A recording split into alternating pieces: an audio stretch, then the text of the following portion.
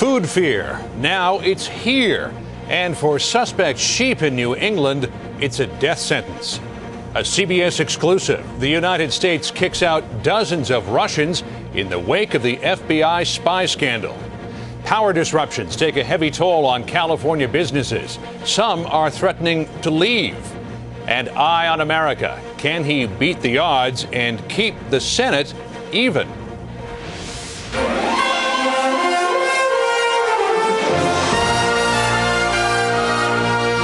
This is the CBS Evening News with Dan Rather.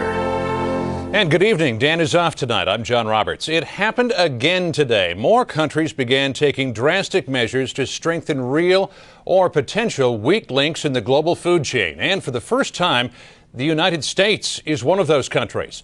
But this latest round of bad news about the food, and especially the meat we eat, began today on the other side of the Atlantic in Holland. The Dutch government confirmed the first cases of highly contagious foot and mouth disease in the Netherlands, following France, Saudi Arabia, the United Arab Emirates, South Africa, Argentina, and, by far the hardest hit, Britain, which is also battling mad cow disease. And that brings us to the United States today, where the mere thought that a variant of mad cow might spread from infected livestock to humans was enough to doom hundreds of suspect sheep. Correspondent Jim Axelrod has that part of the story. It's a troubling image and a frightening thought. Government agents seizing livestock possibly infected with a brain-eating disease that could spread to humans. Only this isn't Europe. It's Vermont. Our mission is to protect American agriculture, and so that's what we're doing here. 200-plus sheep were rounded up this morning on fears they might have a sheep version of mad cow disease. It's the first time ever that farm animals have been seized for this reason. The sheep were imported from Belgium and Holland 5 years ago, where it's possible they ate contaminated feed made from parts of diseased cattle. Tests on the flock turned up something called TSE, a class of illnesses that includes mad cow. It's a problem with these diseases. There's so many unknowns. So what's the threat to the U.S.? Mad cow disease, which can spread to humans, is just one form of TSE. There's another found in sheep called scrapie, which cannot spread. The sheep will now be sent to federal labs in Iowa, where they'll be destroyed and examined to see which form it is. Because the risk of the potential for the disease that the sheep may have, we consider a very serious risk. All the imported sheep have been quarantined on Vermont farms since 1998. Despite the protests, the USDA will round up the rest tomorrow. They're owned by Larry Falaise, who for 8 months has disputed the tests that raised the flag. I can understand wanting to protect the American public, but this is not the way to do it.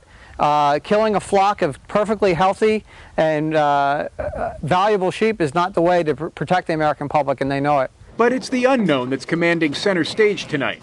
If a form of deadly trouble, long thought to be someone else's problem, is still an ocean away.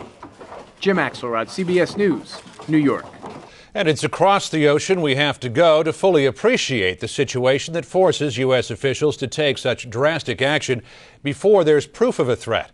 Correspondent Richard Roth has word of a new report that may explain how mad cow disease is transformed into a deadly human affliction.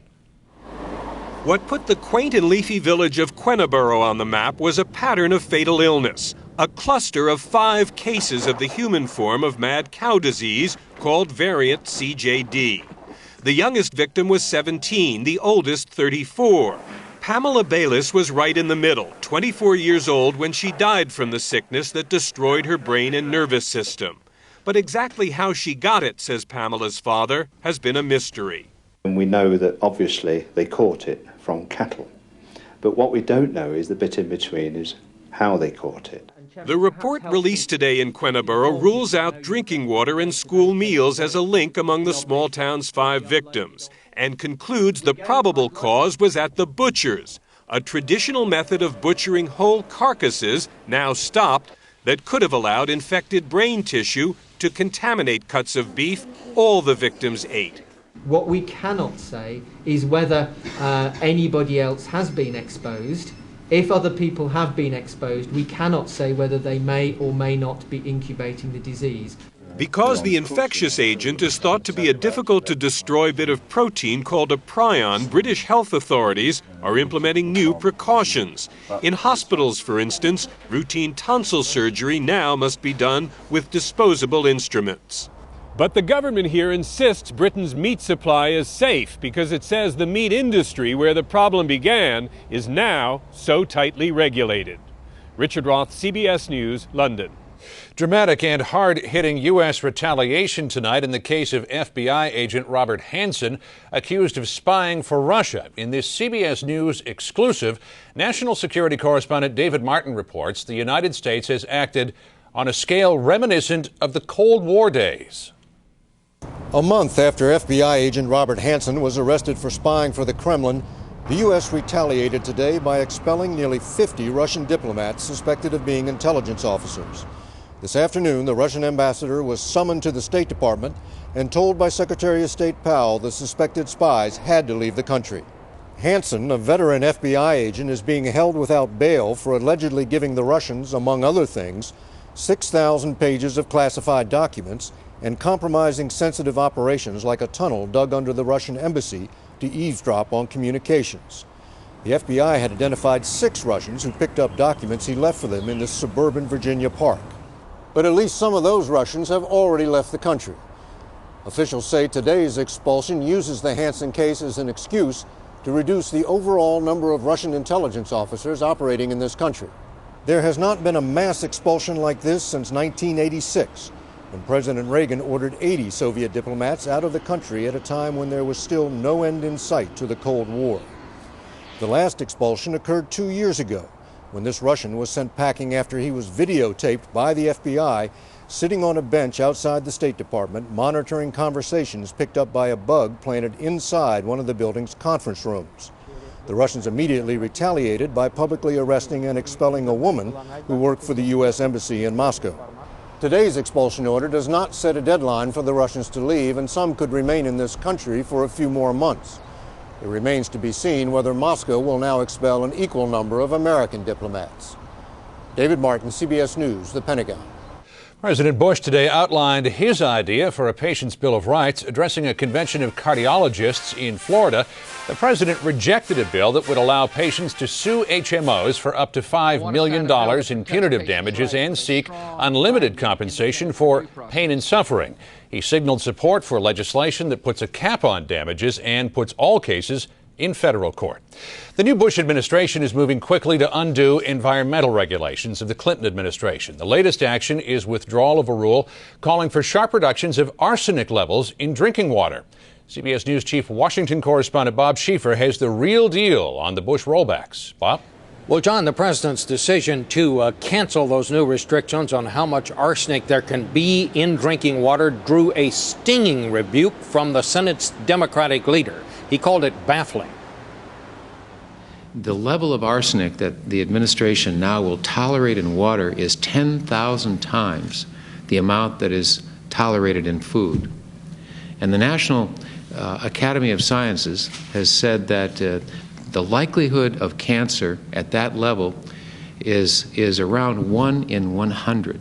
The new administration wants more study of drinking water protections before taking action, but the decision represents the third victory in less than 2 weeks for the mining and chemical industries. Last week, the president reversed a campaign promise to require power plants to reduce carbon dioxide emissions and delayed a ban on logging and road building on a third of federal lands. But Daschle says the canceling of the protections for drinking water is the worst of all. Nobody's counting votes yet, but some Democrats now believe they can get enough Northeastern Republicans to join them and reverse the president on this one.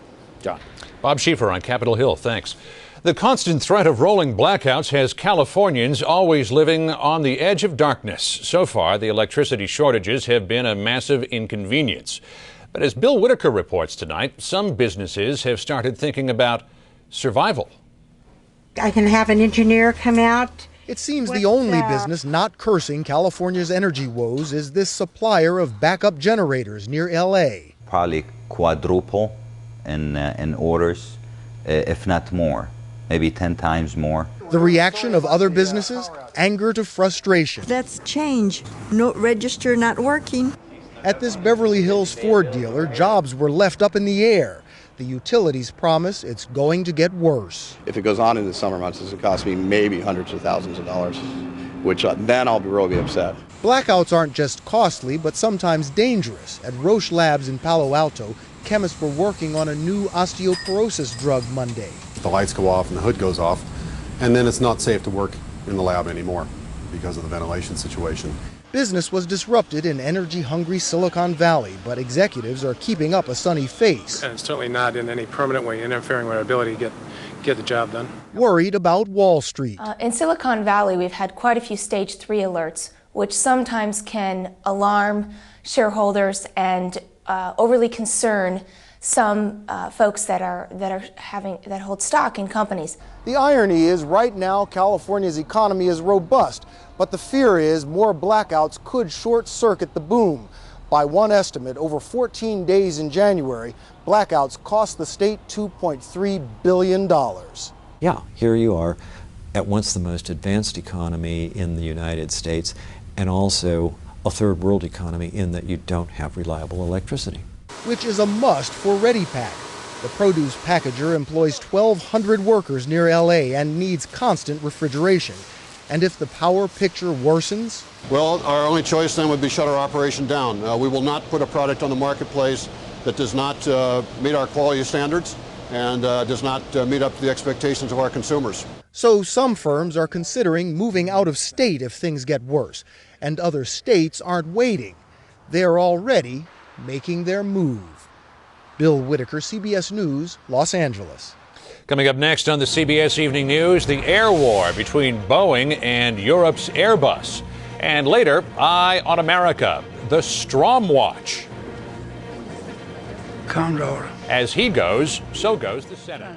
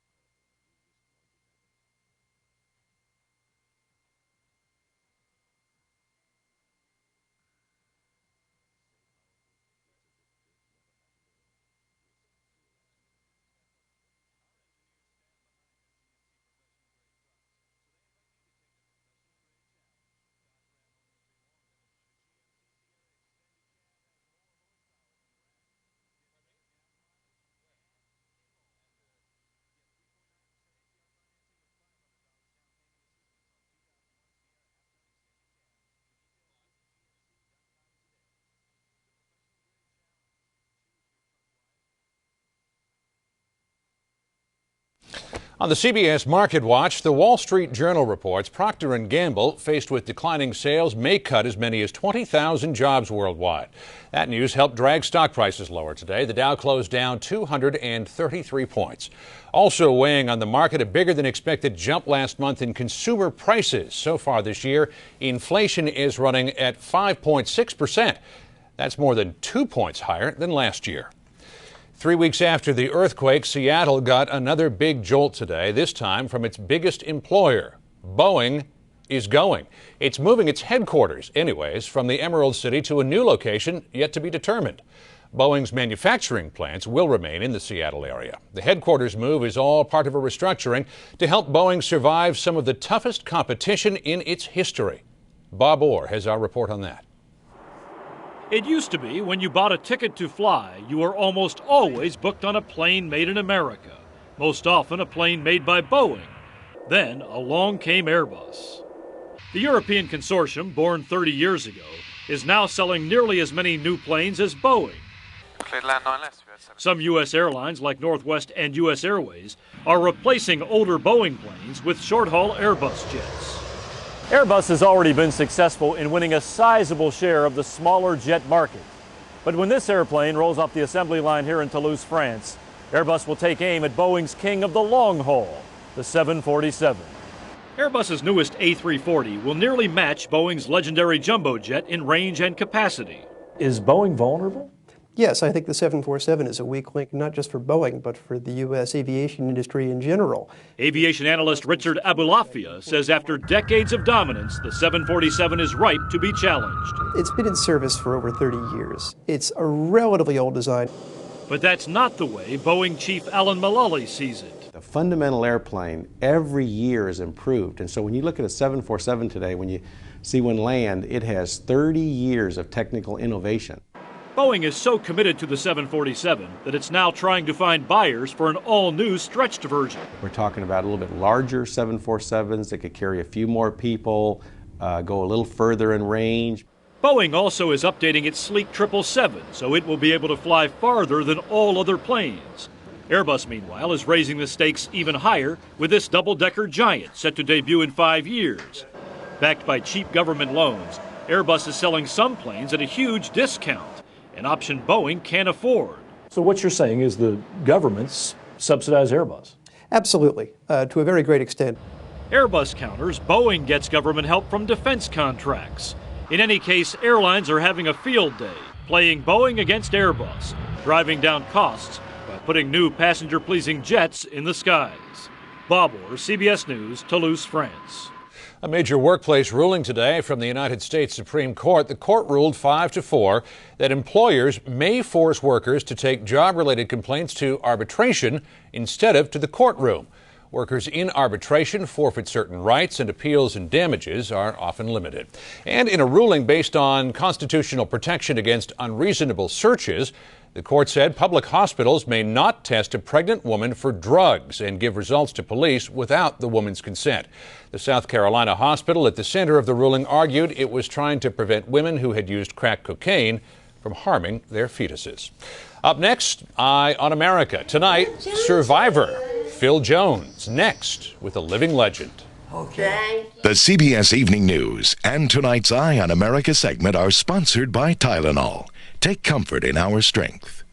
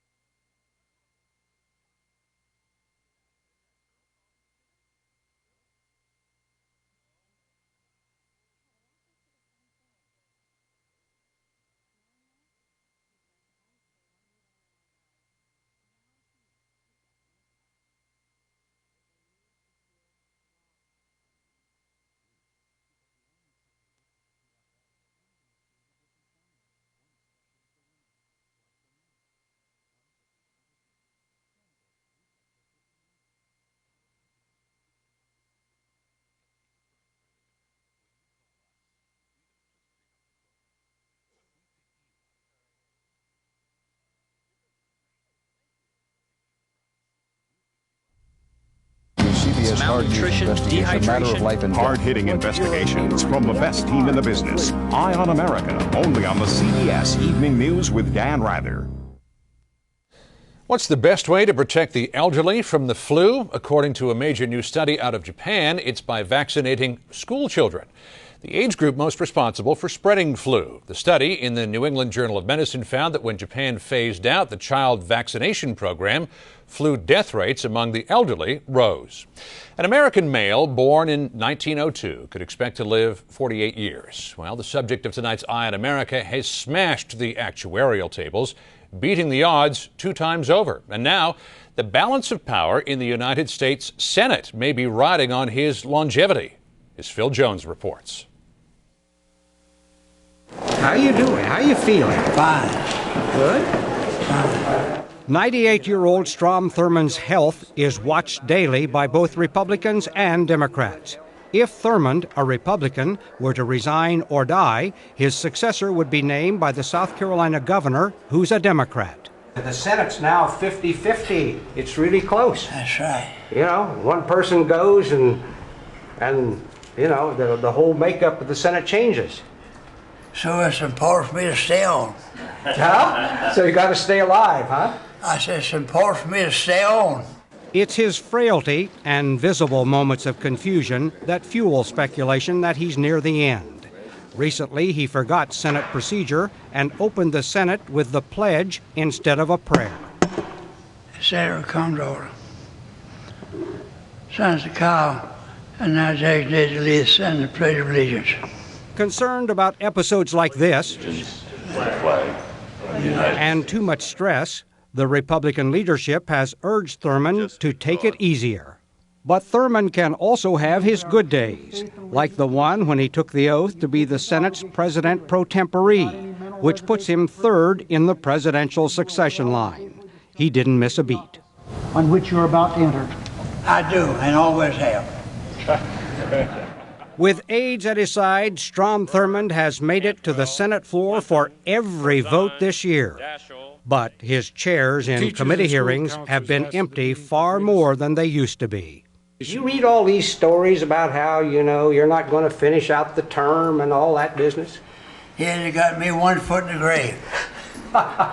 They're all wrong. They're all wrong, huh? I'll outlive all of them. Research shows a man Thurmond's age has a 50-50 chance of surviving 2 more years. And on this day, any predictions of Strom's end would be greatly exaggerated. Look, John, cheers. For Eye on America, I'm Phil Jones in Washington. The government of Macedonia vowed tonight to eliminate ethnic Albanian rebels who earlier offered a ceasefire and called for peace talks. The ceasefire proposal had come shortly before a deadline set by the Macedonian army, which is preparing for an armored offensive against Albanian guerrilla positions around the country's second largest city.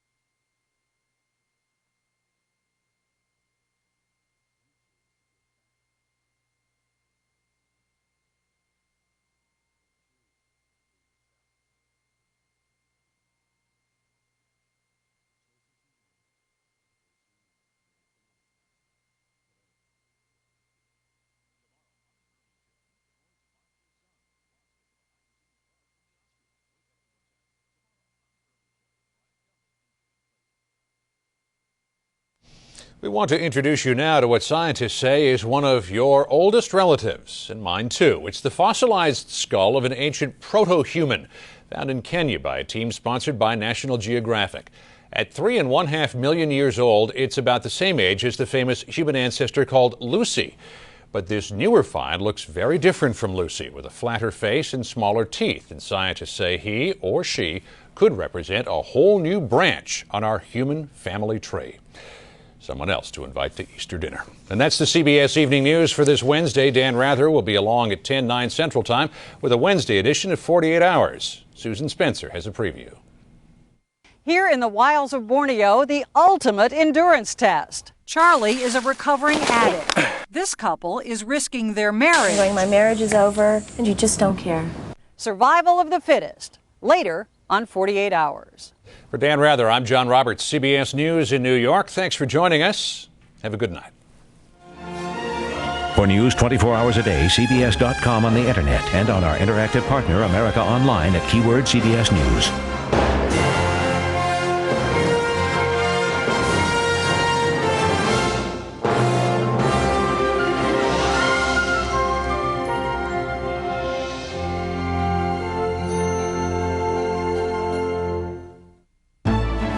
Experience you can trust. CBS News.